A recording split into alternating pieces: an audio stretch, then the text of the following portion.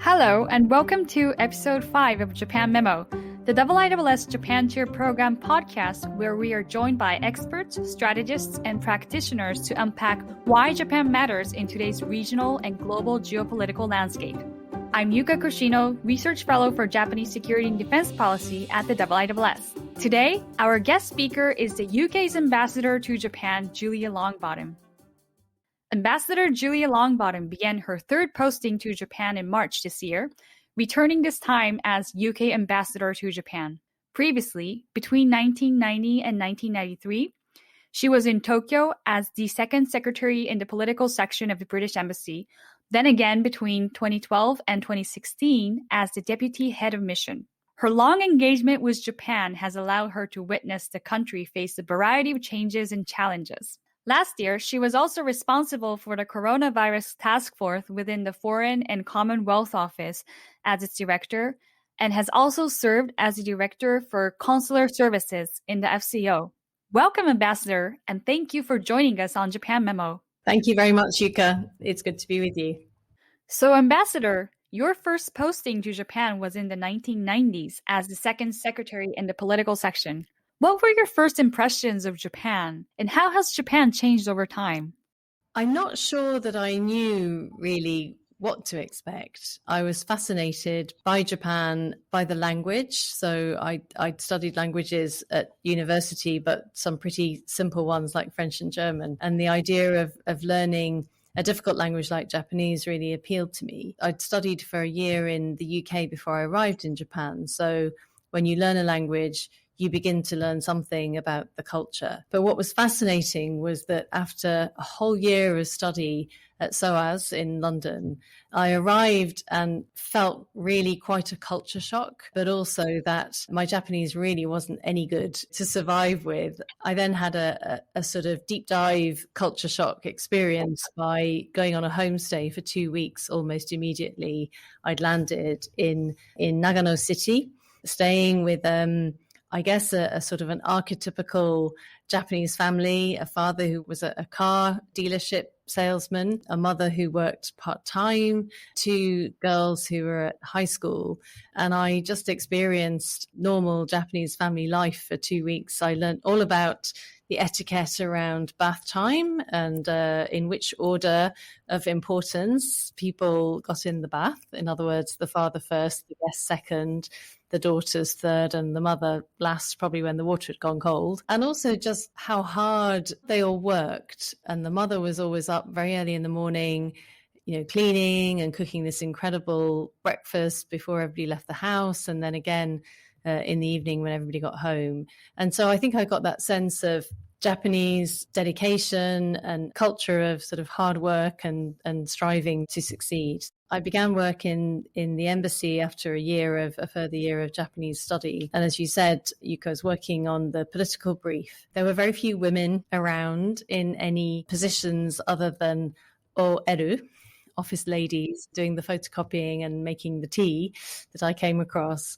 As a foreign woman, I was treated with respect and credibility and was given access to a lot of aspects of the Japanese political world and the media as well. So I spent quite a lot of time eating and drinking in the evenings with Japanese journalists, again, pretty much all men. People were very open, gave me a lot of information and insight.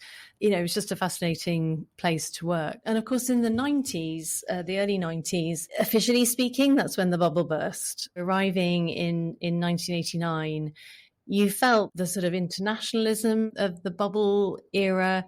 There were a lot of foreigners working, British expats working in the banking and financial services world in Tokyo. Outside Tokyo, of course, there were very few foreigners, and you really stood out. It was an era of great hope and enthusiasm, a lot of outward looking.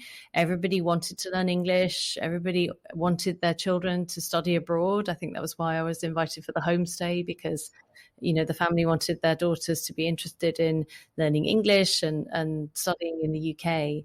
So it was a moment of cosmopolitanism and real interest. The country at the time, the economy that was growing fast and that was taking over the world. We all expected, much as we think about the Chinese economy these days, Japan was, trade and investment were somewhat imbalanced.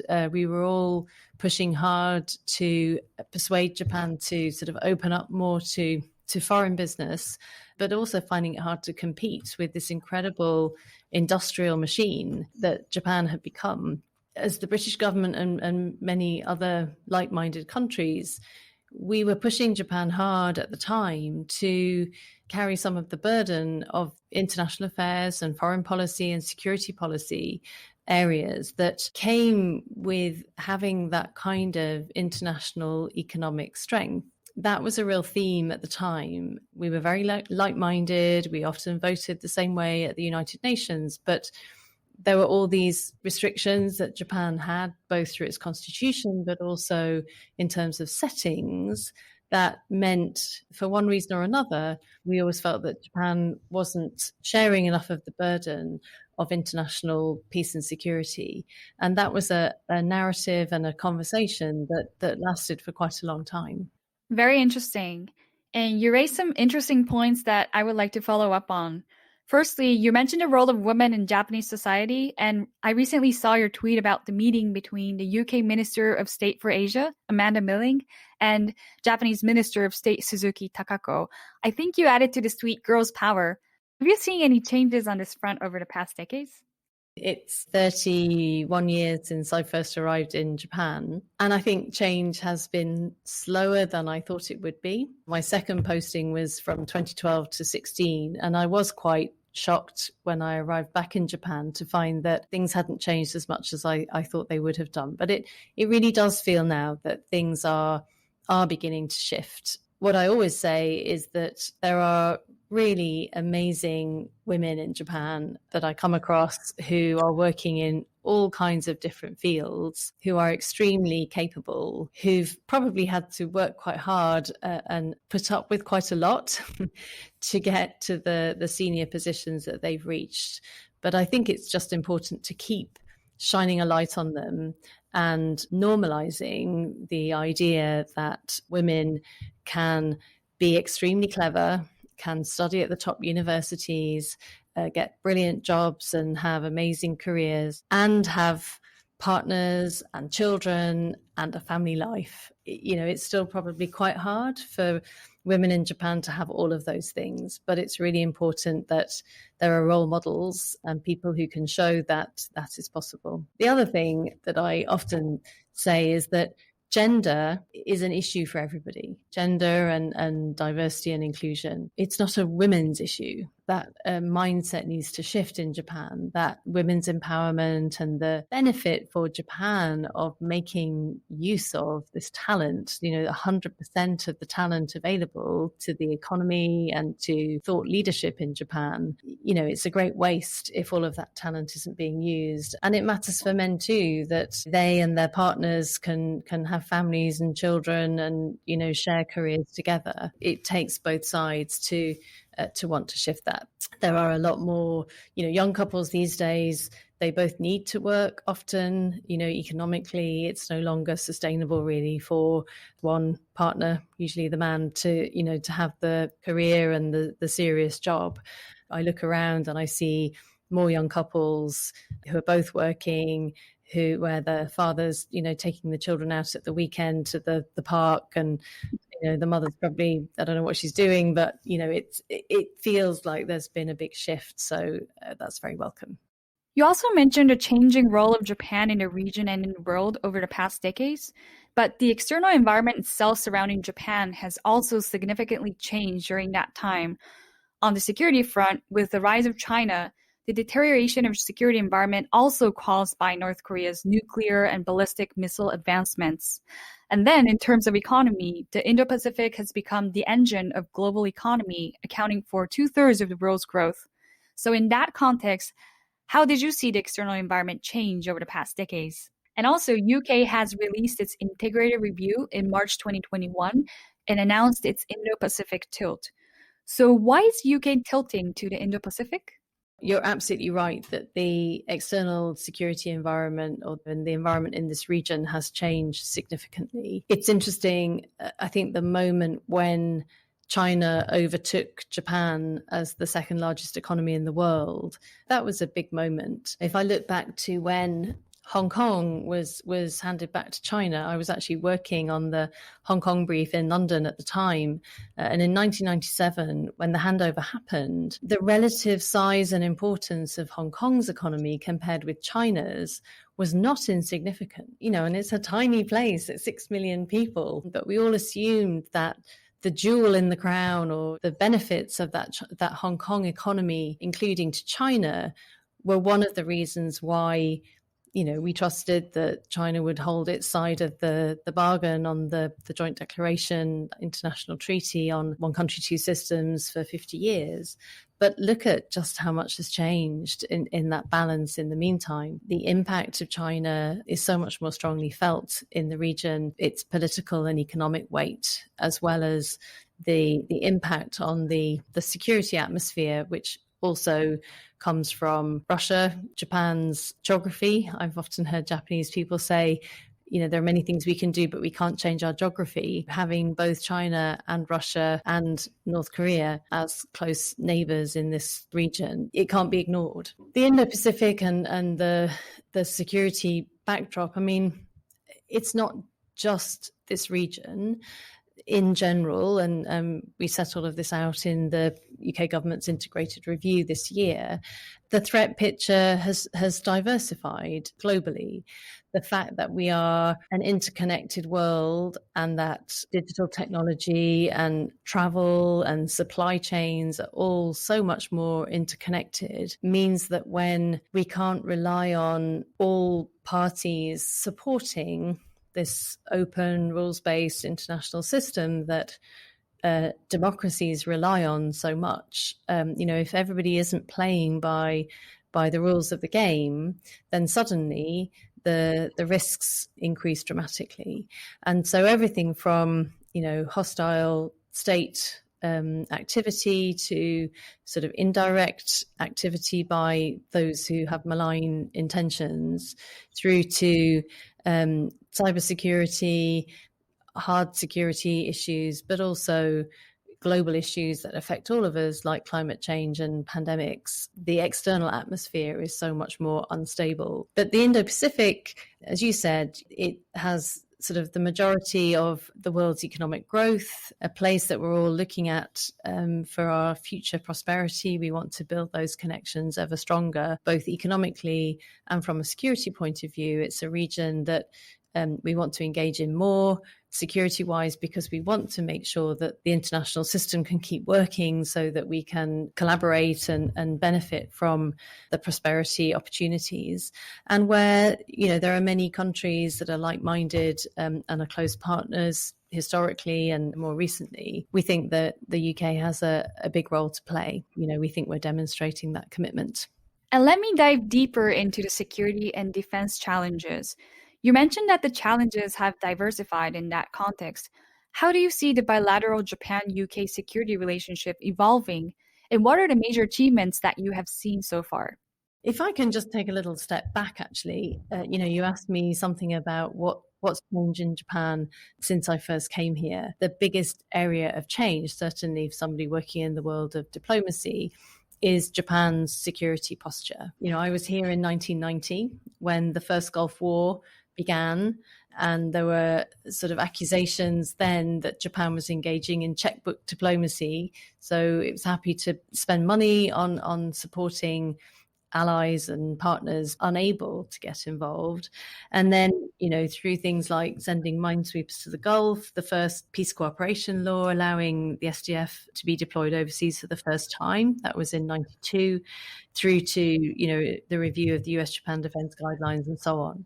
Step by step, Japan and through all of those checks and balances of democratic debate and parliamentary scrutiny has sort of moved towards playing a more active operational role in international peace and security. But I think the biggest change was definitely under the second Abe administration from 2012, late 2012. And I was here through that period. So I was here for 4 years till summer 2016. And it was very striking to see people position Abe as right-wing and hawkish, what he was able to do through his high level of ambition for Japan to be more active in international peace and security, processed through actually what I would describe as an ever stronger parliamentary democracy system, produced some very both groundbreaking but sort of sustainable outcomes in terms of Japan's security posture. And in terms of the UK, what that meant was that from 2012, we set up our first strategic dialogue. So that's a foreign minister to foreign minister dialogue. We agreed a memorandum on defense cooperation. We saw, incidentally, that supporting Prime Minister Abe in his declared intention for Japan to play a more active role in international peace and security was something that first was the right thing to do, but second, we thought, should build us some credit and credibility with the Japanese system. We saw that opportunity from the beginning to build a closer UK-Japan defense and security relationship. Even though at that time, you might remember, relations in the region were pretty challenged because there was the anniversary of the end of the war in the Pacific looming, and Japan's neighbors were trying to turn Abe's ambition into something that was a negative and shouldn't be trusted and should be challenged. We saw it as a real opportunity to do that thing we talked about from the beginning, to persuade Japan to put more resource and operational assets into playing this role, initially in the softer side of security and defense, but increasingly now in some really serious collaboration. We now have in place an acquisition and cross-servicing agreement. As you know, we have just opened formal negotiations to negotiate a reciprocal access agreement. We have 2+2 talks, so they were set up in 2015 between foreign and defence ministers, so all four meeting at the same time. There have been a lot of ships visits and exchanges and shared training and that kind of thing. This year, the arrival of the destination Japan for the UK's Carrier Strike Group 21, this very large deployment led by HMS Queen Elizabeth, one of our two new aircraft carriers, with a strike group alongside, collaborating with Japan and many other partners in the region, a real symbol of just how far both Japan's ability to work with us has come, but also a signal of our commitment and intent to build even further on this defense relationship with Japan. Since you mentioned the Carrier Strike Group's deployment in the Indo-Pacific and the port call of HMS Queen Elizabeth in Japan, may I ask your major highlights from the Carrier Strike Group's visit to Japan? There were many, and that's against a backdrop that was very challenging. So, to bring that kind of deployment in a backdrop of COVID, where there were very severe restrictions on where the Carrier Strike Group could go. Previous port calls had been affected, so the program was changing constantly. And of course, that's what a deployment of this kind has to be able to deal with. That, if they were in a war fighting situation, they'd be dealing with uncertainty every day. But it did make it quite a challenge to actually get the carrier in here. But once she was here, and though we were sad that there were very few people we could actually take on board because of the restrictions, I have to say the tour of the ship with the commander of the Carrier Strike Group, Commodore Stephen Morehouse, it was so impressive to see and hear about the way that the carrier had been designed from the beginning to be efficient, to integrate the technology, particularly for the F-35Bs that are on board. So it was always built with the intention that F-35Bs would be the aircraft on board. So very much designed for the purpose, but also to be able to operate with sort of the minimum number of crew members. And the statistic I remember was that for an aircraft carrier, if you compared her with the US aircraft carriers, to deliver 80% of the capacity, they're able to operate with a third of the personnel. And that's down to automation of the weapons store, as they described it. It's like an Amazon warehouse, machinery, computer. They're able to bring the missiles up to the deck in a fully computerized manner, which is safer for the crew as well. Whereas on the US ships, it's all done by hand. Maybe I'm not supposed to say that, but just learning about all of the different bits of technology and what went into designing it, and then how they run it, the leadership that they have on board, incredibly impressive. Sort of a whole team thing from the chefs to the pilots, all the way through how everybody works as a team. It's very inspiring and a proud moment as well to understand how it all works. It's very interesting to hear about how it actually works, because not a lot of people can actually see how such a big aircraft carrier operates. And I myself had the privilege to actually go on board HMS Prince of Wales last week for the Pacific Future Forum. It was massive, and I'm quite excited to see how it will go fully operational, I think in about a month. So, speedy last question around security. I know that Jeremy Quinn, Minister for Defense Procurement, was also in Japan to meet his counterpart, State Minister of Defense Nakayama, to discuss further collaboration between UK and Japan and the defense industrial side. But what might be the challenges for future defense cooperation for the two countries? Yes, and I should have mentioned defense industrial collaboration, because it's another area where it was sort of unimaginable, even probably 10, 15 years ago, that we could be working together on the kinds of defense technology that we are. Yes, of course, there are some challenges, not least from the fact that we're at very different stages. The UK, a country that has operated in the international defense industry space for years, and Japan at this point sort of very new as a potential exporter of defense technology. So of course there are steps along the way that the Japanese system has to take to enable the kind of collaboration that actually offers a lot of opportunities. I was talking to a colleague earlier about taboos. In the past, there were a lot of issues that were taboo, that were very difficult to discuss publicly. People, sort of swept under the carpet almost.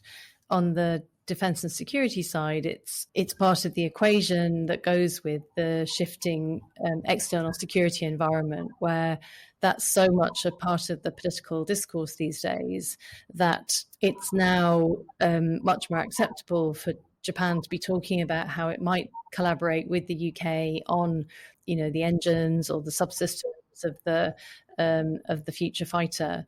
And it was very striking, actually, when Defence Procurement Minister Jeremy Quinn was here, how Defence Minister Kishi and Minister Nakayama were happy to speak in front of the media about these opportunities that we're exploring. And it felt like a real shift. The Japanese government, it was acceptable for them to be talking about both collaboration and sort of potential future export opportunities. We're very excited about what the future might hold.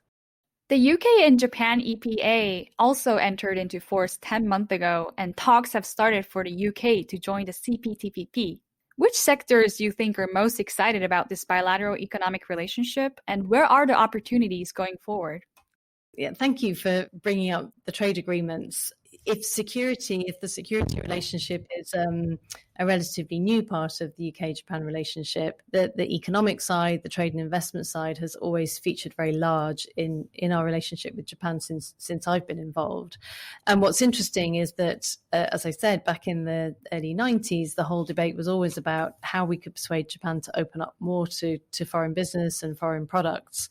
And our trade always seemed to be in imbalance. So, Japan's exports always way exceeded British exports to Japan. And just this time coming back at the start of this year, I was really pleased to find that actually our trade is pretty much in balance now. So UK and Japan exports slightly different in goods and services, but the totals are more or less in balance, which either means we've been successful in the work we've been doing, or our companies have been working hard, or maybe that the EU-Japan trade agreement, which we were very much advocates for in previous years helped to begin that shift. And we see lots of opportunities now with the bilateral agreement to continue that.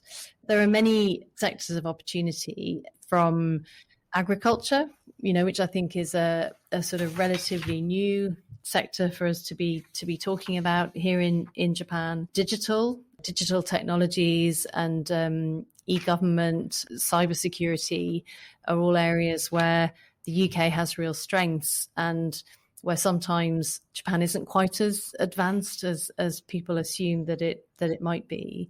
The industry is connected to some of the big strategic issues of the moment. So renewable energy, there is a really big trend in Japanese investment into the UK's renewable energy sector, which I am very hopeful will result in the following years in the reverse happening. So those Japanese companies bringing that know-how that they've been able to sort of cut their teeth on in the UK market, which I think in terms of the regulation and the frameworks the government has set to promote a green economy is a little bit further ahead than Japan's, but where British partners that they've made in the UK and supply chains and so on might then have an opening back in Japan. Together with science and technology, life sciences, there's some incredible collaboration going on. And in innovation and sort of spin out companies, there's a lot of interest from Japanese investors in UK startups and potential unicorns, where I think there's a lot of scope for joint success in the future as well. This is being recorded before the COP26, and for the audience, I highly recommend the ambassador's recent interview with Nikkei Asia on potential areas for cooperation on green technologies. Before I go to the Japan Memo questions, I have one more question. You just arrived in Tokyo recently for your third posting. So what do you hope to achieve during your time as ambassador? I really feel our relationship is at a point of enormous opportunity. We want to join the CPTPP partly for the economic benefits it can bring in this region, but also because it's a geostrategic thing, and because we share values with Japan and the other members. We think that we can help to contribute through that regional trade network to promoting prosperity with the right values in this region. There's an awful lot ahead of us, both in terms of challenges and opportunities, whether that's Build Back Better World or the Clean and Green Initiative. How do we support developing countries in this region and more widely to build clean infrastructure and to make that shift to a greener economy, which is so pressing. I believe that there's a lot that the UK and Japan can do together on that. From the days back in the early 90s, when Japan felt very inaccessible to people in Britain, very few of our friends and family came to visit us in the early 90s because Japan was very expensive and it was a long way away, and they weren't sure that Japan was their sort of first choice destination. Now people in Britain are fascinated with Japan. They can see Japan's attractions, and I think we've got a long list of people waiting to come and visit as soon as the borders open up, because they came when we were here between 2012 and 16, and they loved it, and they can't wait to come back. So I think what I'd really hope to be able to do is create more of those sort of people-to-people connections, particularly among young people, to encourage young Japanese people to choose the UK as the destination for their studies, and likewise for more young British people to come to Japan. The British government's just established something called the Turing Scheme, which is designed to replace the Erasmus scheme under the European Union that clearly, we can no longer be a part of. And with a bit more freedom of our own to design that scheme, we've been able to open up the choices of where students from the UK might want to spend a part of their course studying.